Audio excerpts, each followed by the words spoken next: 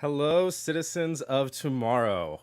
We have a really exciting week that we want to talk about. This is the space hangout where space geeks and space hippies and space nerds can all get together and share our excitement for everything that's been going on. And it has been a pretty intense week. SpaceX, from launching the Crew 9 mission that's going up to the International Space Station that Suni and Butch are going to ride home, from confirming that the Dragon capsule can do propulsive landing, and that capability is still there, amid all the whole battle with the FAA raging on. And several other space companies have been busy at work to catch up. Blue Origin has been doing their static test fire for the upper stage of their new Glenn rocket, getting closer to launching for the first time. Firefly Aerospace has talked about expanding their reusability plans, and even Rocketlab has successfully done some hot fire testing of their new engine for their Neutron rocket. So it's been an exciting week, and we are excited to get together, nerd out, talk about it, and have a good time. So thank you for joining us. Thank you for being here, and looking forward to what everybody has to say. How's everybody doing? Welcome to tomorrow. It's so good to see you guys. And we also have an Alex here, in addition to our Hi. resident Jared Head and Ryan. Thank you, everybody, for being here. Oh, Glad to be man. showing up. It's Man. always nice to talk about space.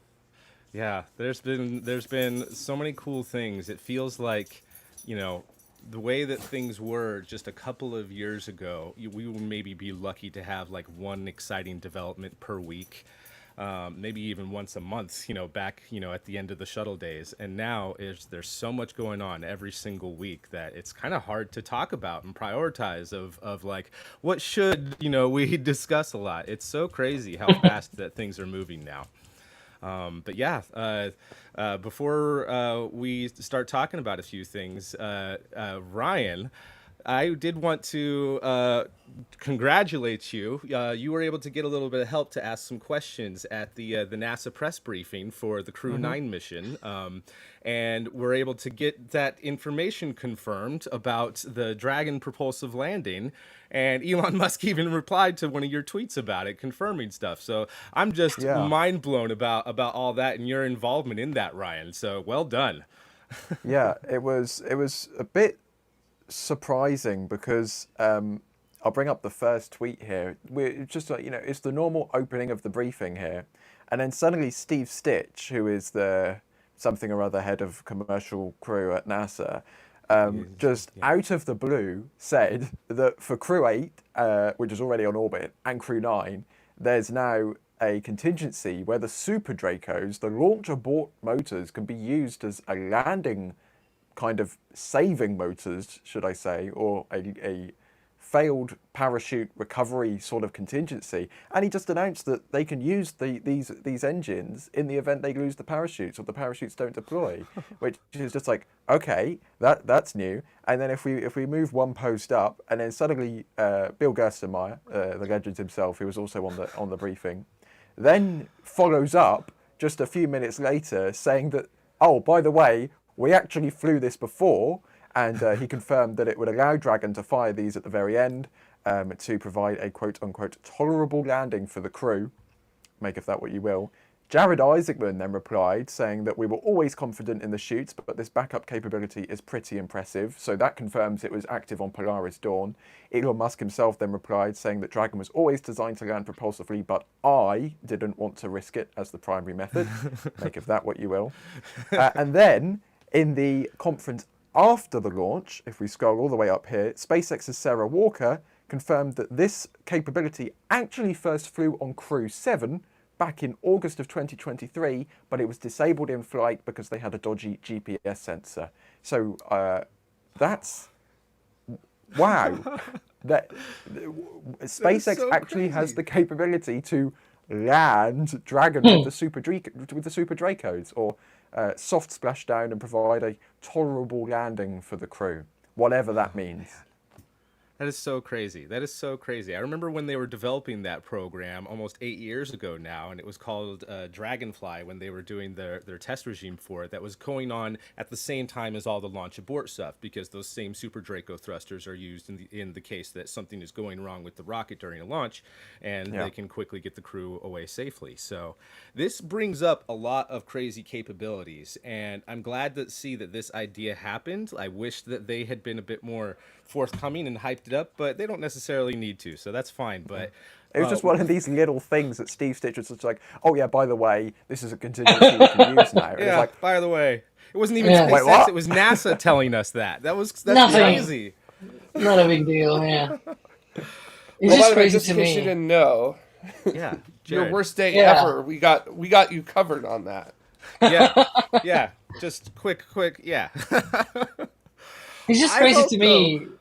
Go ahead, Alex. You know, Yeah. we've been talking about it, like, I don't know for how long. You actually, I think you pointed out on Twitter, X, whatever you want to call it, that actually, like, way back when, you guys did a lot of videos about, Dragonfly and propulsive landing and whatnot. And it's like, now, suddenly, there might be a chance. I mean, obviously, we don't want that to happen because it will happen, in a very bad Yeah. situation. Like, it's a Right. very last resort kind of thing. Parachutes. But all still, four you parachutes know. failed. Yeah. Exactly, yeah, right? It's something that's there, at the very least. Yeah. And honestly, just having any sort of extra systems, backup systems is great. And because this capability exists, it really makes me wonder if they would ever still use it. Like, is there a chance for Gray Dragon to come back? I don't know. Maybe we could do some Clips contracts with Dragon Cargo or something like that and have it land directly. I don't know. What do you guys I could think? use the big dragon that they are building for the orbit vehicle, Mm-hmm. because the capsule will have the landing, because you need a lot of propellant, right, to enter orbit around the moon, and then also the orbit from the moon, but then the last few meters per second of delta V, that could be with the Super Dracos, if you think about it. Yeah, absolutely. You also don't need, like, heat shield and parachutes and whatever, so, because it's the moon.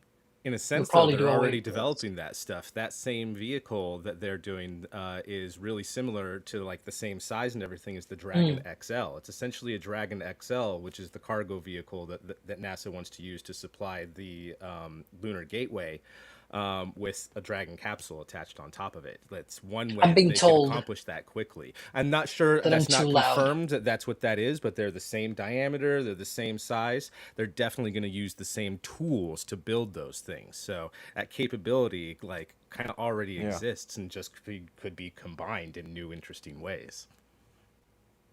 What do you guys, Yeah. what do you think about that?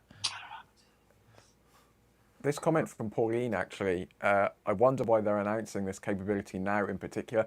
I don't know. I genuinely have no idea what led Steve Stitch to just have this. Maybe Crew 9 was so routine, they were just begging for something to spice it up a bit. Like, maybe they had like 2 notes on their notepad for the pre-launch briefing, which was just like, crew's here, they're happy, rockets on the pad, everything's fine. Oh, by the way, we have this epic new contingency we've never told you about before. Maybe they just needed some filler in there to actually have an interesting topic to talk about. I don't know.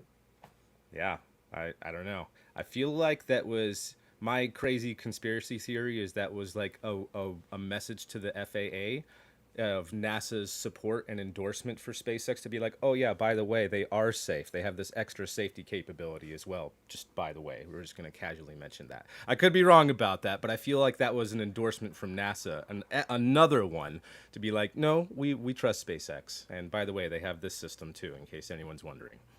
That's just my theory. One thing that I really find interesting is that, Falcon 9, I have it here. Don't worry, it's not a green screen. It's totally there behind me.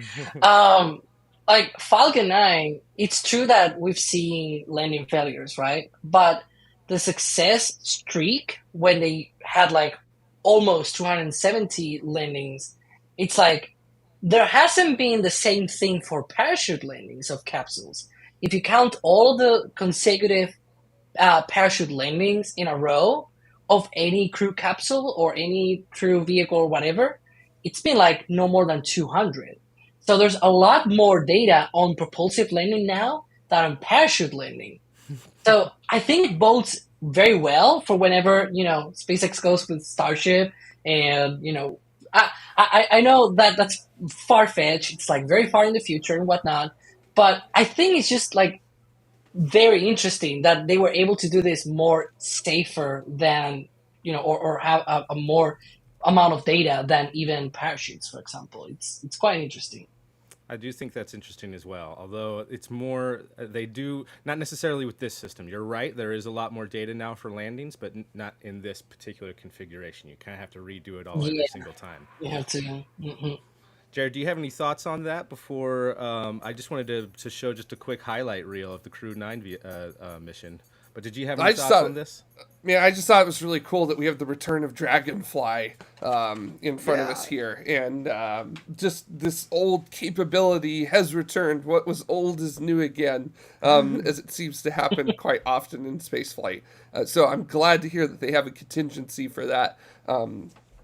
Dragon uses 4 parachutes. I think they can lose 1 during the entry, descent, landing phase. And yeah, we're just gonna hope that we never have to see this in action outside of this testing, which was done, by the way, back in 2015. Yeah. So 2015, y'all. But this has existed, and they've been able to do this. And I'd always heard that the reason it hadn't gone forward was because the amount of time to get it certified with NASA and to get their rubber stamp of approval was just going to be too much, too long, and they just wanted to get Crew Dragon flying. So make of that what you will. Too. Yeah, it was enough. It's they did the launch 2024. Yeah. And now they have certified just in an emergency, like not even the main thing, just an emergency. Like, yeah, if you see the dates, it's taken a long time to certify this.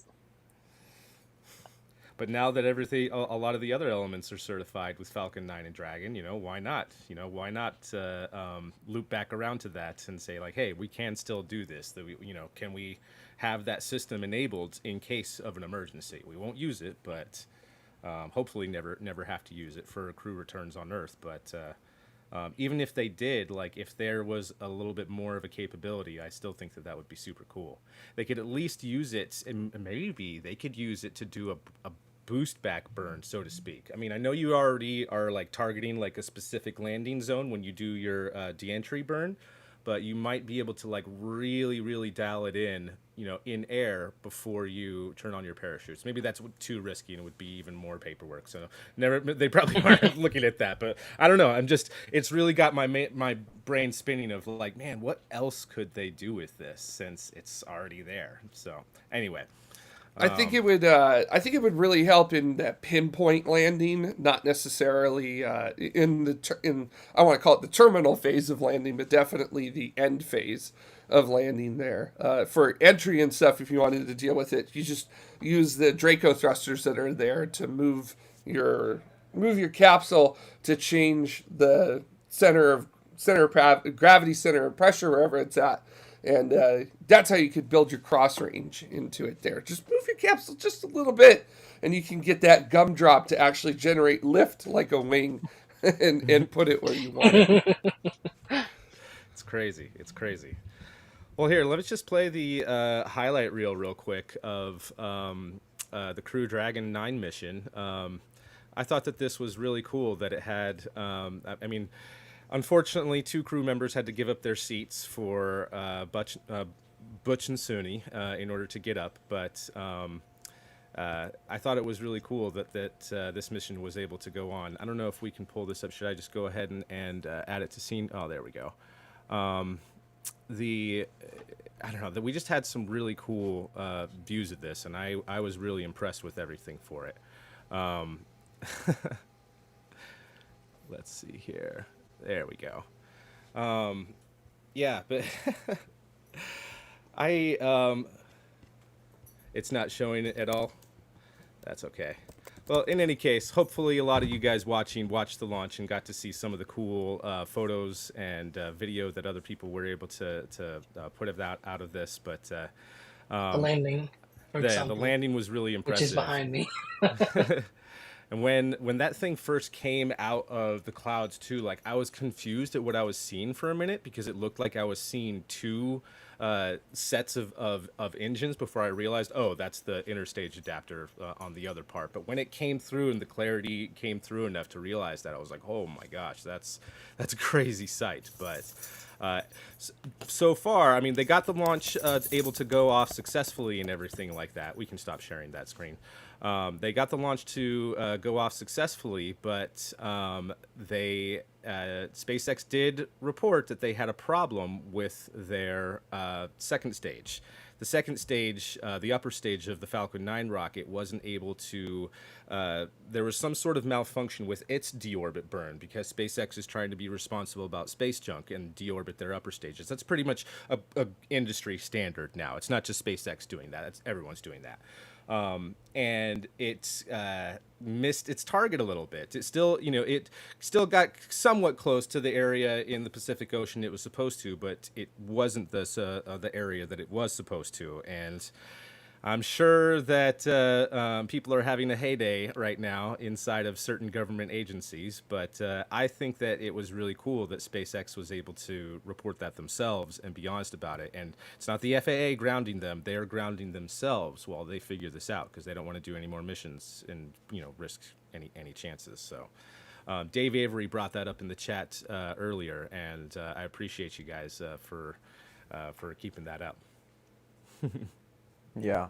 Although I do think it's very interesting to point out that SpaceX has now had two issues with the MVAC engine on its second stage now in the space of just a few weeks. This issue is obviously for this mission not as big of an issue as it was on the Starlink on the Starlink mission. So what was it? Alex will correct me. It was Starlink 9.3, I think it was, Yes, with the second 9.3. stage. So that engine failure resulted in the payload not being able to be delivered to its target, its intended orbit, so they lost the payload. This issue, however, the engine basically burned for too long, so it entered the atmosphere short of where SpaceX was targeting. Now you might be saying like, oh, the engine was too good, it overperformed, it was better than it was meant to be. Well, yes, technically, but when you set out a specific target where you want to be entering, you want to be entering in that target zone because that's where you've told everybody you're going to be potentially raining space debris. Now, this issue could be a really big deal because we have Europa Clipper coming up very, very soon.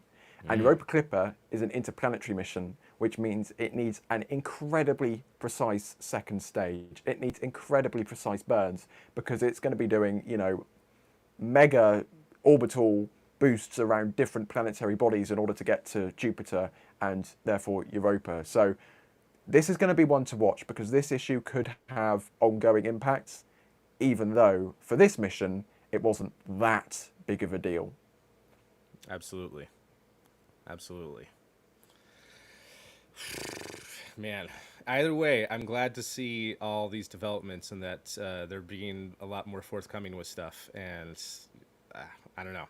I wish them all the best, and I think that it's for the best that they look into this. I have my own theories as to why this might be happening, and I think it might simply just be a matter of a lot of the experienced people being on the Starship program now. Not to say that the people who are building Falcon 9 aren't experienced, but it's just there might just be a few.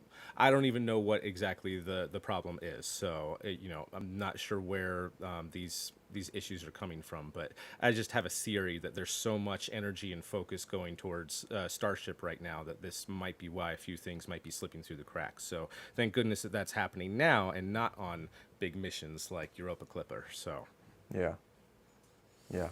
There's also the potential that they're just hitting their boundary with like 1 in 300 failures. If a 1 in 300 failure on, say, Atlas V, which has just flown barely over 100 times, that's not a huge deal for that rocket because it's flown a third of those flights. But with Falcon 9, when they want to be launching every 2-3 days, you're going to be reaching these 1 in 300, 1 in 400, 1 in 500 failure modes very quickly. So that could just be now that they've had a great streak with a very good, reliable workhorse rocket, and these very tiny little things are now only popping up because they have such a reliable workhorse rocket that's flown so many times. Absolutely. Yeah, essentially, the more you fly, the more you find out, and here we are in the unfortunate find out phase of that. So, Yeah. yeah, And it could be like I've seen some people in chat talking about, is it the engine, is it the guidance or navigation error or something like that? We really don't know, right? Because it could be anything from the guidance, software related essentially, to some kind of glitch in the navigation system, like the second stage just thought that it was, in a different orbit or something like that. Because if you think about it, the engine might be fine, and the software might also be fine, but then if the sensors, if the things that the second stage uses to navigate in space, it's telling, it's faulty, and then it's telling it that it's somewhere else that it is not in space, then you end up having a really big problem with your, whatever burn that you do.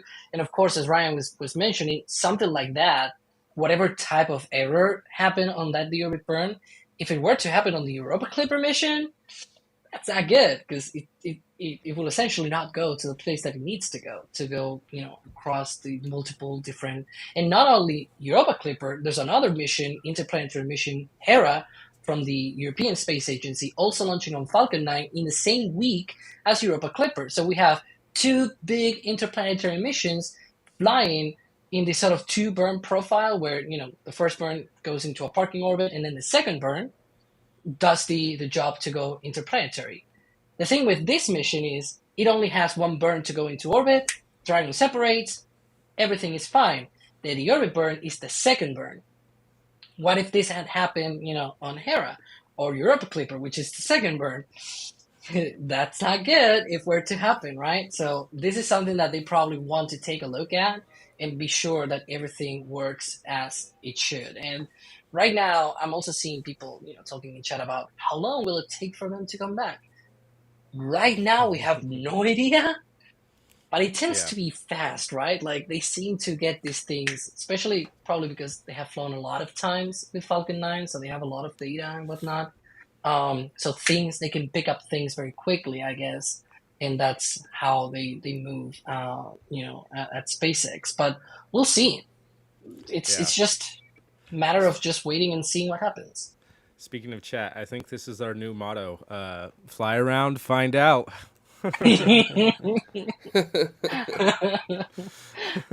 And also, speaking of chat, it's good to see Zap Fan in the chat. Good to see you, buddy.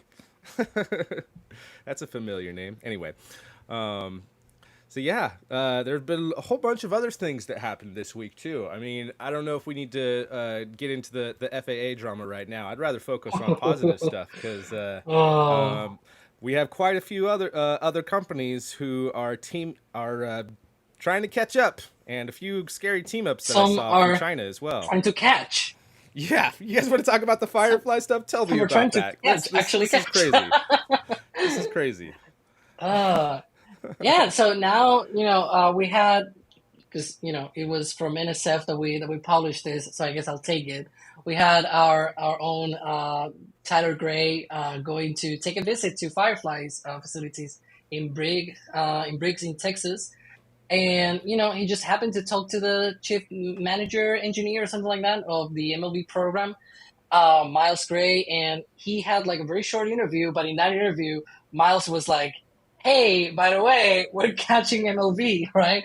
So they're essentially just dropping the landing legs on their medium launch vehicle rocket, and which is this sort of like Antares Falcon 9 V1.1 class kind of vehicle. And they're trying to land that first stage, be reusable, and come back to the launch site. And the way that they're wanting to do that is just catching it as it lands. Now, they don't have a design nailed down just yet, It's not like they have one of them Sure. could be sort of like Starship with the chopsticks and whatnot, but they have other ideas as well. Depending on the design constraints. Miles was explaining to Tyler that you could go with a very smart booster that knows how to precisely land, and you just have like a very basic catching system, so to speak, like maybe wires or something like that that just stays there, and you really need to thread the needle to get to a pinpoint landing. Or you could do something that is more, your ground systems are smart enough to be able to, get to the place where the booster is going to be landing and things like that. And so you have more leeway with how smart your booster needs to be. So things like that, they seem to have not yet nailed down a design, but they have time. But it's quite interesting. Well, at least one of their elements they have to nail down quickly. The first stage of the MLV, which medium launch vehicle is a very boring name. The engine is called Miranda, and they used to call it the Miranda launch vehicle. Let's just call it the Miranda launch vehicle because that's a way cooler name, guys. The Beta. Miranda launch vehicle, as I'm going to call it, its first stage is the same first stage as the new Antares 330 rocket, Block 3 rocket. They couldn't have the Russian first stage anymore, and then they couldn't have the Ukrainian first stage anymore. So now we have Firefly making the first stage. So it's going to be the exact same first stage on Antares as it is going to be for the Miranda. And the only difference is going to be the upper stage. Northrop Grumman is going to use their own solids and stuff that they already have been using for launching Cygnus vehicles.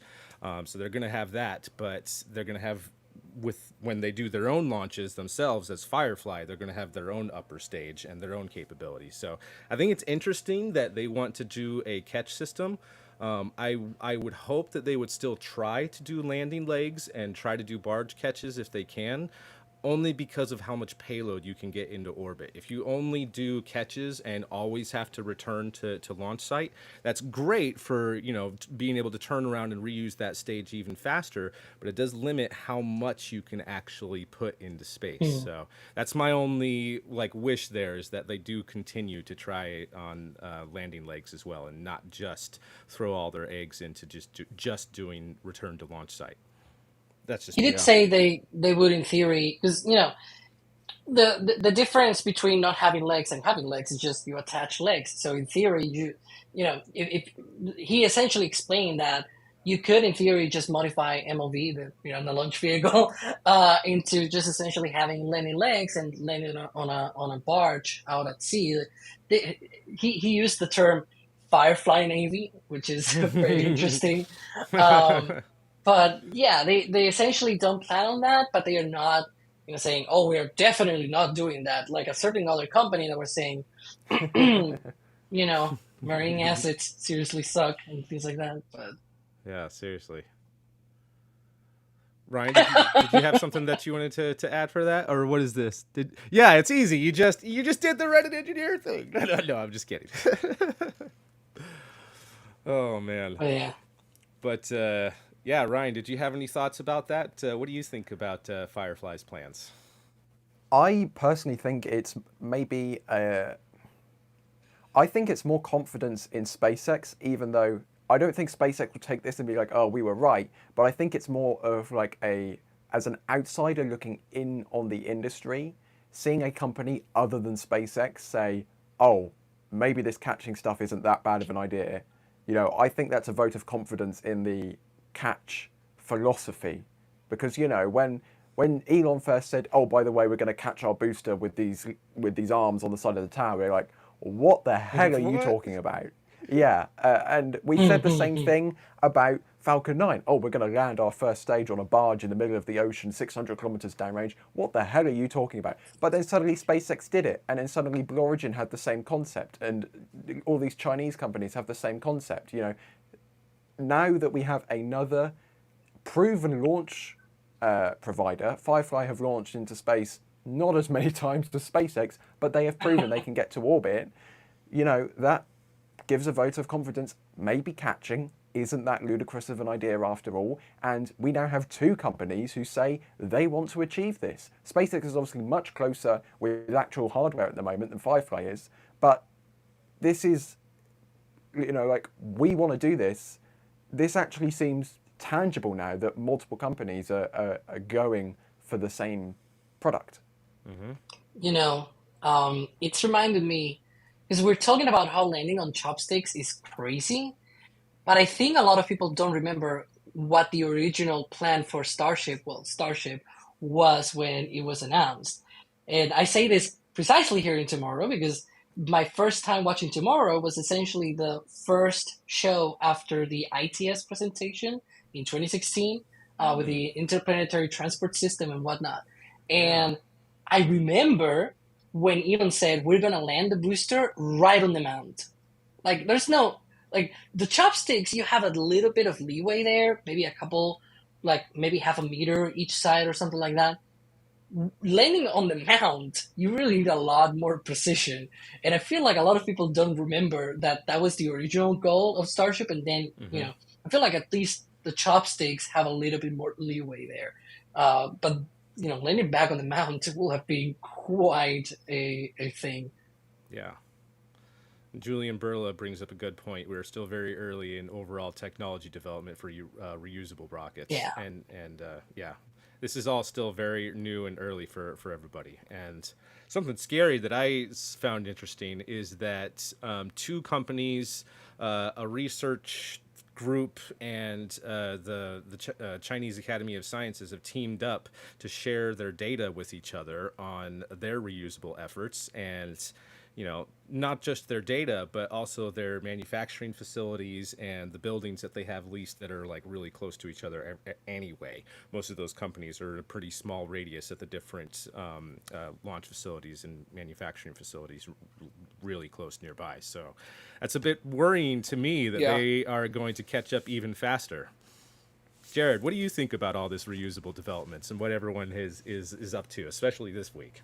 Well, I have very much been on board since the late 2010s with the idea of if you're not working on reusability, we're not going to be seeing your company for very much longer, because that is ultimately what is winning with people's pocketbooks in the industry right now. SpaceX has gobbled up just about all of the commercial launch market for the United States and Europe and other areas of the world because they're the cheapest to be able to do it. And that reusability allows them to be the cheapest. So the economics of it don't lie. And the economics say that reusability is the way to go if you want to be able to capture the market.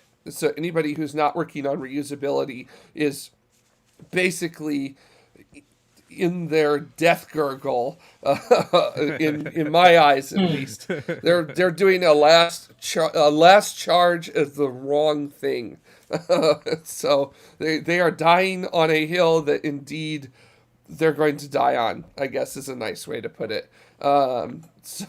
With certain rockets, I just don't see them surviving through this. I'm not going to say out loud who I think are those people that I don't think are going to make it through, because that's just not nice, especially to a continent working on the rocket. But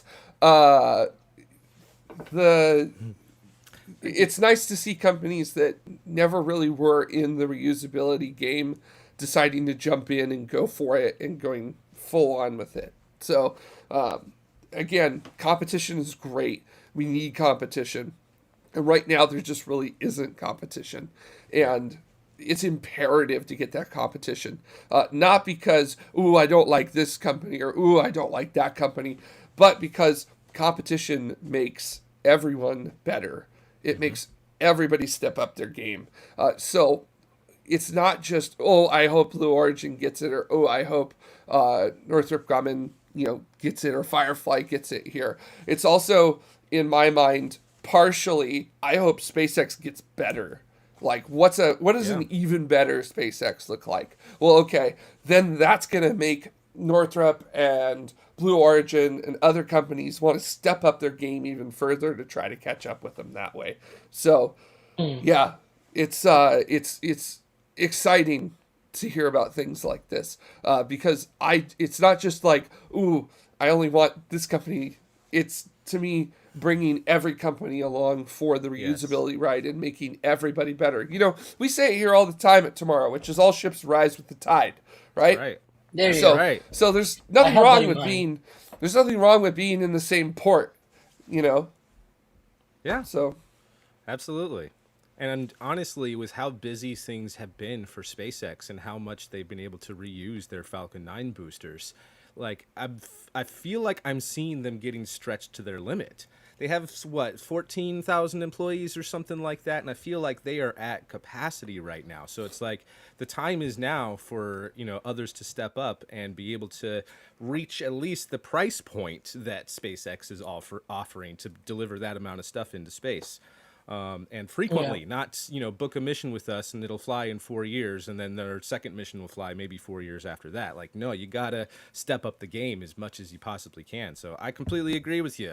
Competition is good, and I'm rooting for all of them. I want to see all of these projects go. I mean, when I first saw Astra, I was rooting for them until all their stuffs came out. But I still was just like, awesome, little rocket, this is cool. I mean, I'm super excited for Stoke Space. I really hope that they can launch so that we can see if their idea for a reusable upper stage works, because I think that their idea for an upper stage is really cool. I mean, that's more to be of a competitor somewhere, more of a competitor with like Rocketlab and more for like the smaller launch payloads. But despite that, if they can reuse both elements, both the first stage and the second stage, that's going to change the game right there. And I would hope that everyone would do their best to copy them or come up with their own idea, whoever figures out being able to get the second stage back successfully first. Also, the whole deal with refueling in space.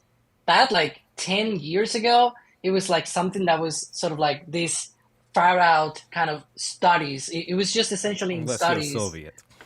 Exactly, sure. But well, what I mean is like with cryogenics, right? Like we have had for decades, we have had hypergolics being transferred in space and whatnot. But that's easy compared to cryogenic fluids, and also like a ton, and literally a ton of cryogenics being transferred between vehicles. And now we have a bunch of companies out there, Stoke themselves, they're saying, if we refuel our upper stage, we can go to the moon, we can go to Mars, we can go many places, because you have the heat shield and everything, we have the landing legs and all that.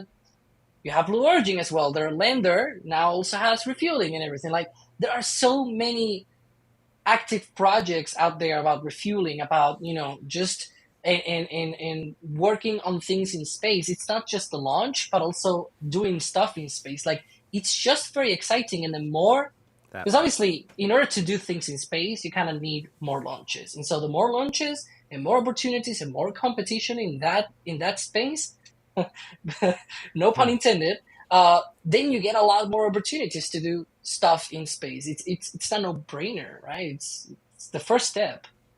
Yeah, absolutely. Yeah. I feel bad for Jonathan McDowell, because in 20 years' time, I have to be tracking, these 100, 200, 300 space tugs and reusable landers and second stages that are just going to be flying around the solar system. Poor guy can hardly keep up with, all of the things in Leo. I think you guys need to. I think every company needs to have a Jonathan McDowell area. Like, there needs to be a group of 5 people who just all they do is communicate back and forth with Jonathan McDowell, just to get ready to go. So, and some of that too is. Yeah, you're right. Okay, so Julian Barilla says, my concern is that developing this stuff is extremely capital intensive, and you need investors that are comfortable with that. You're right. You absolutely are right. But if you can set up a business case, then you can not only make all that money back, but be profitable and, have a good business case. Get ready to spend $1 billion. Get ready to spend $1 billion, but if you're willing to be patient enough for 10, 15, maybe 20 years, I can make you $10 billion. So, and that's what we don't know no what the price. SPACs. No SPACs. No, It does not seem to be working out all that well for folks. So I'm loving, but also so nervous for Rocketlab all the time. But look at Vulcan though for a moment. Look at United Launch Alliance. Look at what they've done. They went from having their cheapest rocket be $300 million to bringing that cost down as much as they possibly could with the remaining Deltas and the Atlas Fives. And with Vulcan, we don't have like a firm price yet because they're still just getting ready for certification flight 2 yet. So I don't know if they have a firm price that they're offering, but whatever contracts that they've made, because they've got a backlog now. I think they have something like 40 missions that they are planning on launching. Some of those might be combined in dual payloads or something like that. But, you know, whatever they have offered to those people to be able to loop them in, you know that they had a shrewd business discussion and their customer was just like, okay, you know, convince me. Why would I pay you more than what SpaceX is offering? Like, convince me. And whatever ULA said, they convinced them. Whatever price they offered, or whatever securities that they offered them, they were able to lock that in. And even if they're only just doing the smart reuse of just recovering the engines, that is the most expensive part. So they still can bring their costs down and try to be able to compete just from a market level. End of the day, how much does it cost? And United Launch Alliance is trying their best to keep up with that. And I think that they might have a business case with Vulcan simply because it's the only other vehicle, American vehicle right now, that can launch the same type of capabilities as Falcon 9, at least until New Glenn comes online. But I'm not so sure they're going to be 100% success right off the bat. I hope they will be. But yeah, go ahead, Jared. So Vulcan's about $110 million per launch. That's what they're offering right now. Okay. Just about 80% above where SpaceX is at in terms of cost. And also, with everybody always talks about smart reuse with Vulcan, right? The idea that they're going to jettison the engines, most expensive part, work with that. But very dumbly, they're not really moving rapidly ahead with smart reuse. They talk about it. They sure do love to talk about it. Let me tell you, I would love to get Tori back on the show and ask him, just point blank, why are you guys not actually pursuing that as much as you are? Because like back during our interview with Tori in 2017, that was smart reuse and ACES, the advanced cryogenic evolved stage that they were working on. Those were touted as like, yeah, baby, this is what's going to change the game. Like it ain't about landing your rockets and reusing them. It's all about what you could do with that right there. Like take the minimum amount that you can make it happen. And they just haven't. So like, I don't know.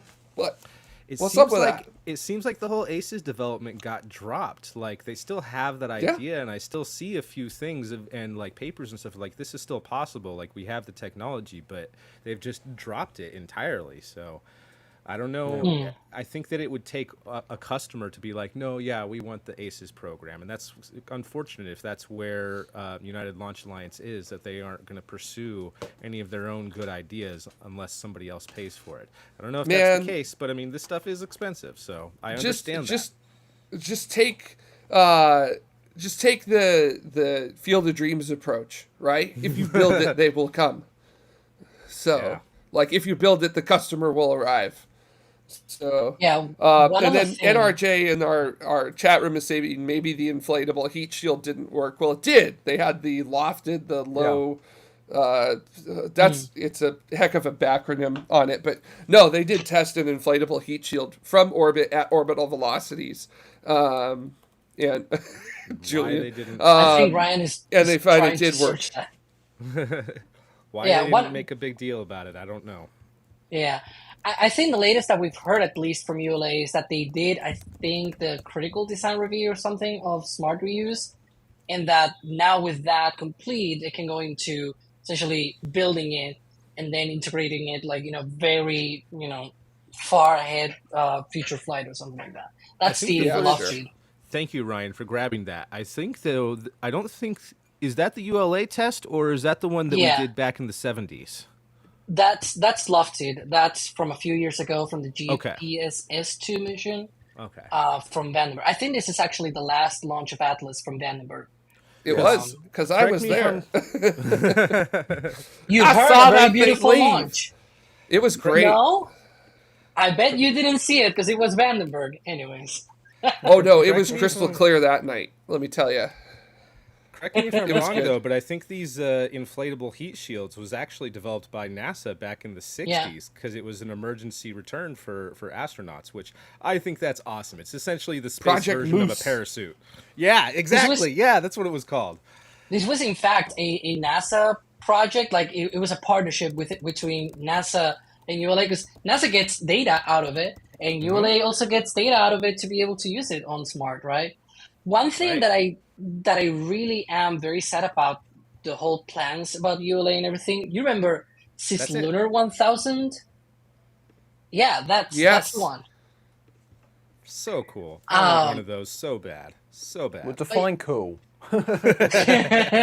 Yeah, because that's we were talking about Super Dracos are your worst day ever, right? yeah, This it's is Yeah. like the worst I of the don't know worst. That's your. I don't know That's how to truly your describe worst this day other ever. than like if you thought your Monday was bad. You got to bail out before reentry. Yeah. Any landing you can walk away from. That's right. Supposedly. That's right. Unless you land in the ocean, then you have to swim away from. Hey, that's still But good. yeah, That's still a success in my book. exactly.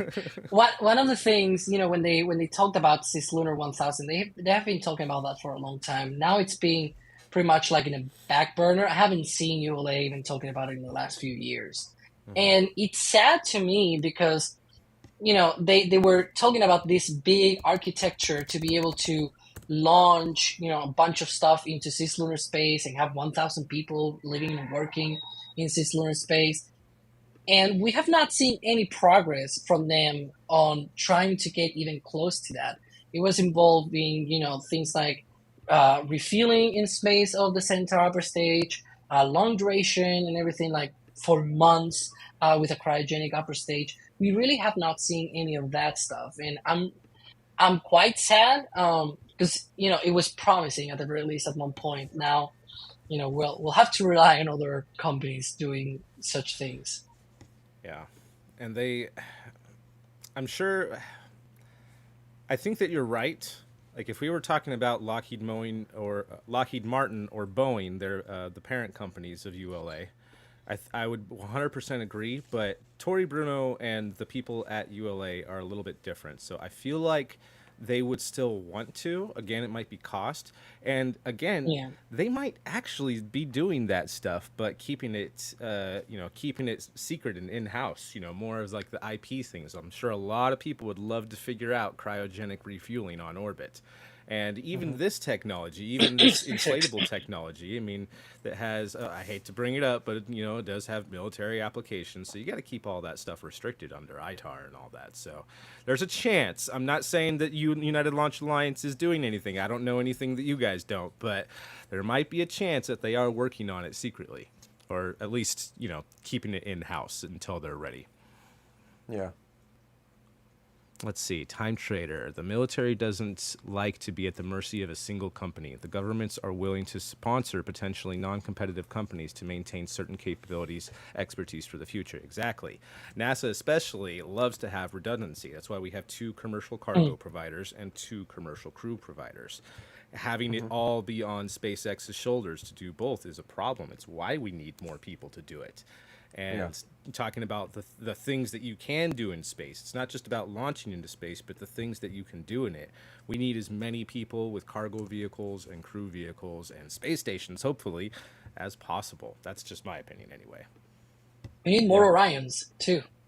No, we don't. Orion. I hate We Orion. need more deep space vehicles. Come on, Sure, for for crew. sure.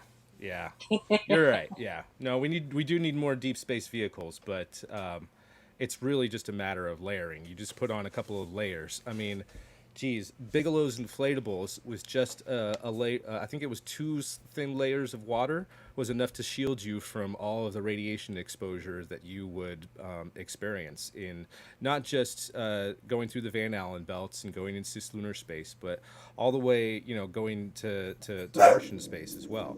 Just a couple layers of water in an inflatable protects you from all of that radiation. So I'm sorry, I can't justify the $9 billion plus that Lockheed Martin has spent on Orion to have, the aerospace grade super radiation protection, adamantium alloy for this freaking thing. Otherwise, why would it cost $9 billion and you've only launched it uncrewed twice in the 20 plus years that you've been working on it? Like, let's go with Orion if we're going to do it. If not, then cancel it. Sorry, I get That's angry just about a it. capsule, because then you have the service module, and now they're still having issues and everything. Well, I mean, the service module has its own development money and everything. Like, I Here's paid the for thing. it. I want to push back on. I want to push back on that a little bit because Airbus and the European Space Agency has delivered on the European service module. Oh, The yeah. problem It's still is they very keep pricey. redesigning Orion and changing the specifications so that the Yeah, ones yeah. that have already been delivered and are space worthy no longer fit, and they have to redesign it. So. The problem isn't the European service module. They have delivered, I think it's like 5 redesigns, and they have 4 more to go if the design is finally finished and they don't make any more changes. So, ESA and But it's Airbus have been fine. doing their job. It's fine. Just land a Japanese as the first non-American on the lunar surface. So it's not like our contributions matter whatsoever. That's just. Don't look at I me. don't know. I'm not making these decisions. So Yeah. All of this Yeah. talk just from Firefly catching a booster, right? Right. We didn't really. We move came on a from long that. way. A Yeah. lot of reusable stuff going on though, and a lot of interesting Yeah. things. And I think that that's the future, is being able to bring the cost down as low as we can get it, being able to figure out in-space refueling, not just with hypergalls, like Russia has been doing for decades now. And honestly, like, the future that I want is where I can go up and start a space salvaging business and start collecting all the big pieces. Like, just all the amount of upper stages.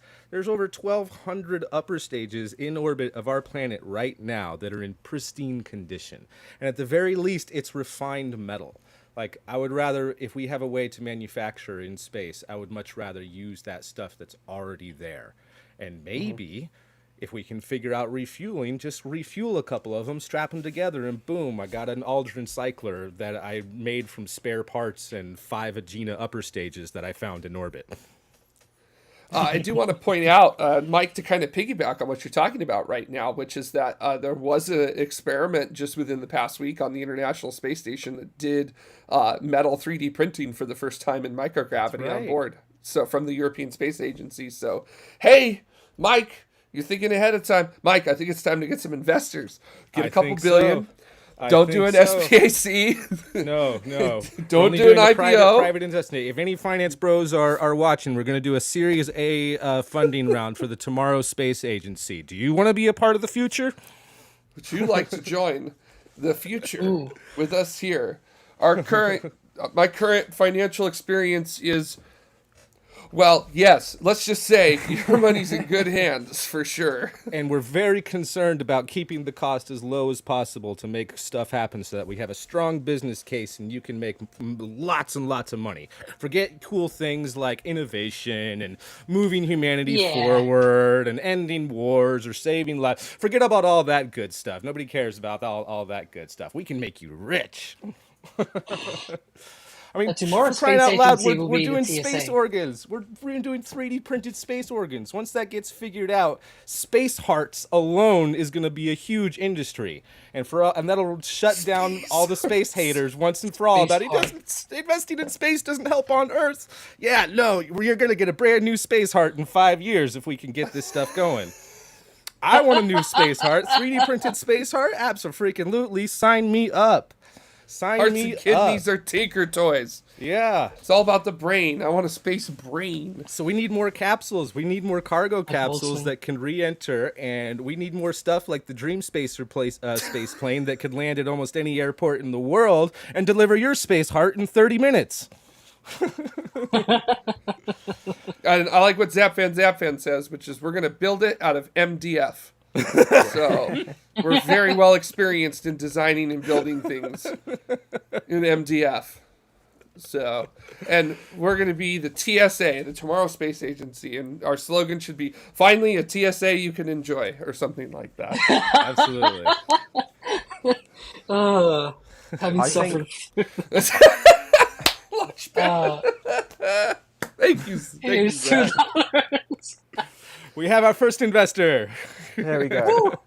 I think All we just right. need to take a couple inflatable heat shields, right? We go up to one of your second stages, Mike. We refill it, stick a couple of inflatable heat shields on there, enter the atmosphere, take it out of the ocean, put it on top of another rocket, and we have smarter reuse because we're now reusing the engine from the second stage. Oh my gosh, I hadn't even considered that, launching it again. I was just thinking of building stuff with it in space and keeping it in space. I hadn't even considered bringing it back down to the ground. Okay, quick. Who has a 1.25 diameter rocket that we can launch a Gina upper stages from? There's a lot of them we can reuse. Holy crap. Oh my gosh. Thank you, Dave Avery. We have another investor. Woo! We're making this happen, guys. Tomorrow's space agency is happening. Thank you so much, Dave Avery, for the gifted memberships. That is much appreciated. Yeah, somebody in the chat room said if Arca can get money, we can too. That's right. That's right. Yeah. Just don't Let me let tell Scott you. Manley make a video on this because as soon as he does, all of our investors are going to pull out exactly like they did with Arca. I gotta say, anytime Arca comes up, those people just get so steamy about it. They just reach a point of getting so mad they're boiling over with rage. I'll tell you, it's just you got to water it down if you're going to talk about Arca. So All right. Well, that's the if we thing want to with be it. serious about this, let's build a couple of CubeSats for cheap. And let's start doing some of the mini stuff. Like there's a whole bunch of like different docking adapters and magnetic adapters that NanoRacks has been developing. But I don't know how many of them they've flown. But they have flown something they're calling dog tags, which is essentially like the little adapters that are on the space station that the Canada arm grabs onto. You might notice these little dish-looking things that have a little X on it all over the space station. Yeah. That's where the Canada arm grabs onto that and is able to Latch move and effector. That's right, yeah, latch and defector. So this is a teeny tiny one that NanoRacks is starting to put on satellites. In fact, they've put them on a bunch of, I forget if it's the OneWeb or the Kuiper satellites, possibly both, so that if they have robot resurfacing in the future, they can come in with a little robotic arm and grab right onto that dog tag and pull it in and not have to worry about, getting super close or accidentally losing signal while a burn is happening and accidentally crash into their super expensive multi-million-dollar satellite that they're trying to fix. So little things like that are super cool, and I think that we should build the CubeSat space station. We start docking a bunch of CubeSats together and make it bigger and bigger and have our own teeny tiny little robotic space station, and we can probably do it. I mean, the components themselves are going to be less than... Geez, we could probably do it for less than $100,000, maybe $150,000. It'd just be the launch cost to get it up there. So let's do this, guys. Let's have the world's smallest space station for the cheapest price.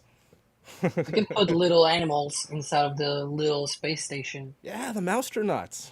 Yeah, right? And a way to bring them home. A way to bring them home. We're just not The going to say moose. what happened to them. Actually, Ryan, you're much better at this. Can you look up for me the Nix cargo capsule and their little Ooh, Nix yes. Pathfinder? It's this little teeny Wasn't tiny it called reentry Bikini? capsule. The bikini. Nix bikini capsule.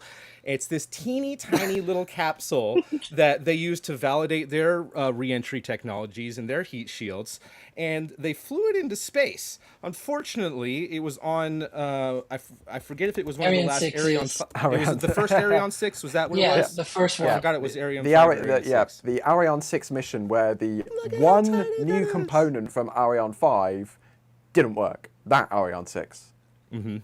Unfortunately, it wasn't able to separate and do the actual reentry test. So they've built it's okay. they've built a I'm subscale one that is almost ready to go. They're doing it's built and they're doing all the vibration and vacuum testing on the follow up, which is like 5 to 6 times as big as the one that you're seeing on screen right there. Yeah.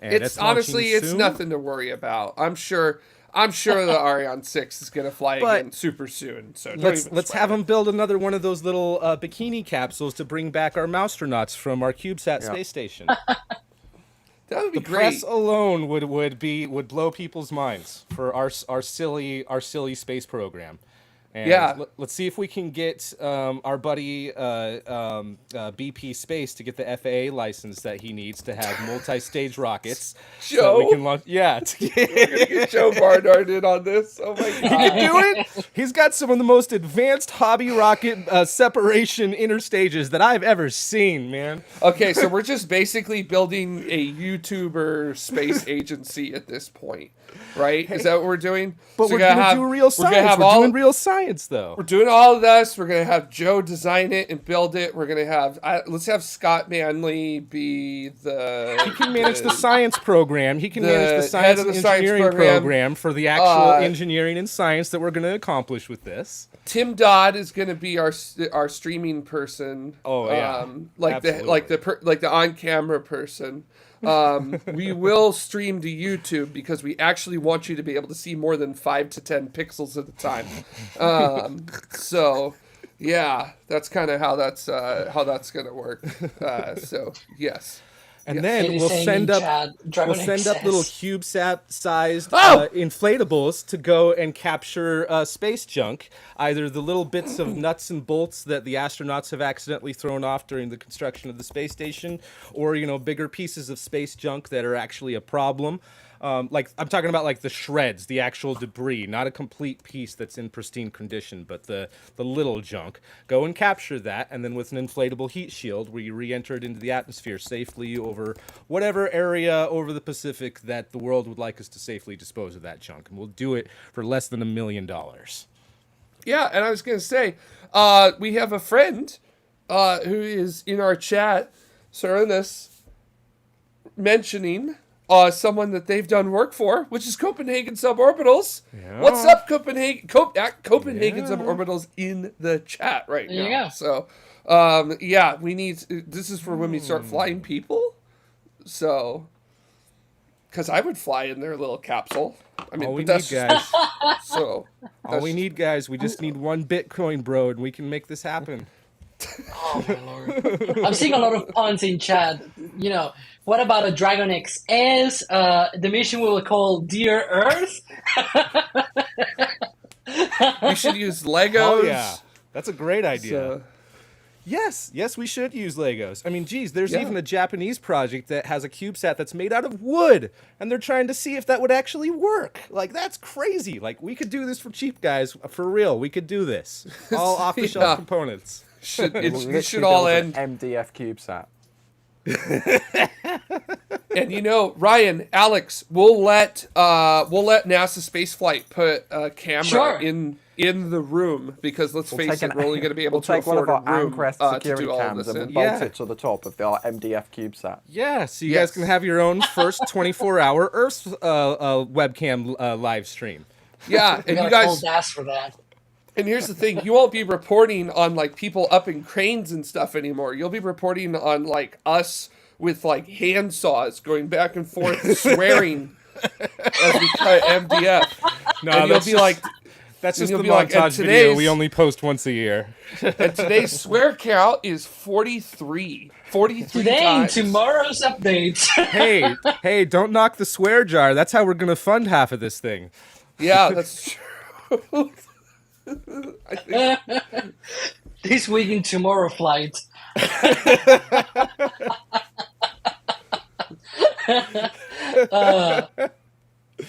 Ryan, you'll be editing all of those videos. I don't know, man. I think it could be a lot of fun. So yeah, all the researchers out there, all you engineers out there, start writing your papers and submitting your ideas. Let's do some cool stuff. Oh man. But in all seriousness, no, I am serious about this idea. But seriously, though, it's been a crazy week. There have been lots of insane developments, and definitely the biggest highlight was the Crew 9 mission going off, which should be docking to the space station soon. They've rendezvoused with the space station. Yeah. Let me pull up their... I think it is at 5:30 p.m. Eastern. Is that what time they're planning on doing it? So in about 3.5-ish hours. But exactly. like, once they get to the space station, it can basically happen within any amount of time. That was just their That's what their schedule says. They could probably do it a bit Yeah. earlier. They could probably do it a little bit later. So there's some ish in there. According to their tracker, they are. It looks like they are either right outside the keep out zone, or like, I mean, they're keeping station with the International Space Station right now. So Yeah. probably in whatever check phase right now before they do their closer approach. But I believe I yeah, also have awesome. here. So whenever we're done here, that's something that everyone can look forward to, is going and checking out the crew docking. I'm sure it's going to be nothing but smiles and hugs all around once they open up the hatch a couple hours after that, and those two guys come in. We should Yeah, be and about just- 2 hours from approach initiation burn. I have the list of events from NASA PAO. Nice, So nice. So yeah. Wait. Was there anything else that you guys wanted to talk about? That's kind of all I wanted to talk about this week. But before we end this and move over to our member show, was there anything else that you guys wanted to talk about? I see Jared throwing up your hands. I'm guessing that means you know. No, I'm all done. I'm spent after having to think about all of this as someone who's wanting to get this Tomorrow Space Agency off the ground. Hell yeah. I got no more brain power. I'm done. We need to go to the frozen yogurt machine, and that will bring me back. Right, Alex, is there anything else that you wanted to say before we take off? No, There's I'm with definitely Jared being a on lot. this one. yeah, but if we keep going, we could could go on for always quite a while, just Exactly dreaming. right. There's Just been so dreaming. many things, but this. Oh, thank you. Well, that's what the member Excellent. show is for dreaming. So thank you to everyone who is supporting the show, all of our members who are supporting this. If you sign up for a member or have been gifted a membership, you can join us for our member show, or we're going to continue just having a casual chat. And every single one of these folks, we owe a huge debt of gratitude to all of you. The show wouldn't be possible without you. And many of you, it's been very heartwarming to see some familiar names that have been supporting us for many years. And let's continue to have this be the best space hangout, and keep doing what we love to do this whole time. So thank you everyone for watching. I look forward to looking deeper at some of your guys' comments, and I look forward to showing some stuff that we have been working on, especially about all of the commercial space stations and some interesting developments about that. So expect a video about that soon from me. So thank you very much for watching. That is it for today, and we will catch you guys next time. Keep moving onwards and upwards, everybody.